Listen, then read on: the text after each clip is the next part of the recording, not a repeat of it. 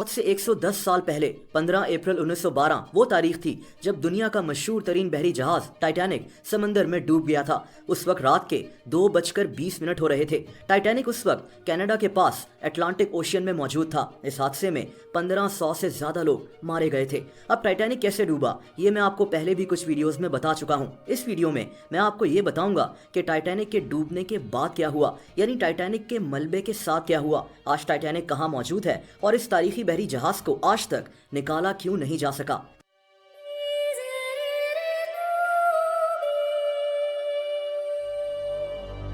दोस्तों, टाइटैनिक को बनाने में 2 साल लग गए थे। इसको बनाने में 3000 लोगों ने काम किया था। इस बहरी जहाज में 2200 लोग सफर कर सकते थे। टाइटैनिक इंग्लैंड से अमेरिका सफर कर रहा था, लेकिन अपने सफर के दौरान ये एक आइसबर्ग से टकरा गया।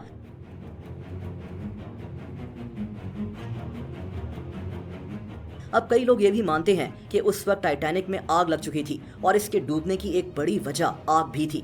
बहरहाल आइसबर्ग से टकराने के बाद टाइटैनिक 2 हिस्सों में टूट गया और ये समंदर की गहराई में चला गया। कितनी गहराई, आप जानकर हैरान रह जाएंगे।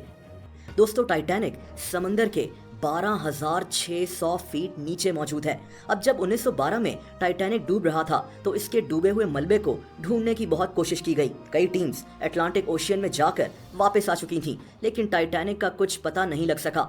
समंदर की 12,600 फीट गहराई में शदीद अंधेरा होता है और यहाँ पानी का प्रेशर बहुत ज़्यादा होता है, यानी टाइटैनिक को ढूंढना ही एक बहुत मुश्किल काम था। इसके अलावा उस जगह मौसम भी अक्सर ख़राब हो जाता था और टीम्स के लिए समंदर में रुकना एक मसला बन जाता था। दोस्तों, इसी तरह 73 साल गुजर गए और फाइनली 1985 में जाकर टाइटैनिक का मलबा ढूंढ लिया गया। इसको ढूंढने वाले आदमी का नाम रॉबर्ट बेलार्ड था। क्योंकि टाइटैनिक डूबने से पहले 2 हिस्सों में टूट गया था, इसीलिए समंदर में भी इसके 2 हिस्से मौजूद थे। टाइटैनिक के दोनों हिस्से एक दूसरे से तकरीबन 2000 फीट दूर मौजूद थे। इसको ढूंढने के बाद रॉबर्ट बेलार्ड ने कहा था कि मुझे पूरा यकीन है कि टाइटैनिक को कभी भी निकाला नहीं जा सकता। इसकी वजह मैं आपको आगे चलकर बताऊंगा। दोस्तों, इसके बाद टाइटैनिक की तरफ कई एक्सपीडिशंस भेजी गईं। 1987 में टाइटैनिक से 1800 चीजें निकालने का भी दावा किया गया, जिनमें कुर्सियां और घड़ियां वगैरह शामिल थीं।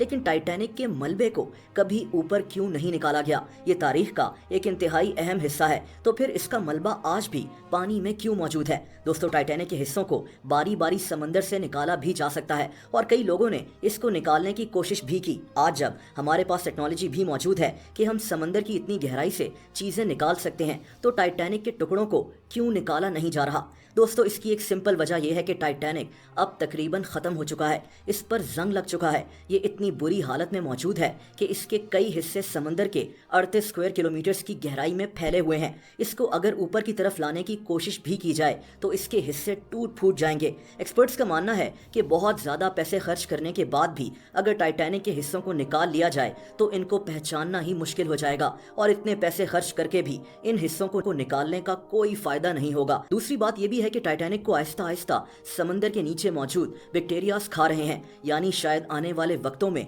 टाइटैनिक मुकम्मल तौर पर गायब हो जाएगा। ये आज भी आहिस्ता आहिस्ता टूट रहा है, यानी समंदर की हजारों फीट गहराई, मौसम की खराबी और नीचे पानी का प्रेशर उतना मसला नहीं है। असल मसला टाइटैनिक की हालत है, जो जंग लगकर तकरीबन खत्म हो चुका है। इसीलिए ये तारीखी और दुनिया का मशहूर तरीन बहरी जहाज आज भी समंदर की 12,600 फीट गहराई में मौजूद है और ये एक कब्रिस्तान का मंजर पेश करता है।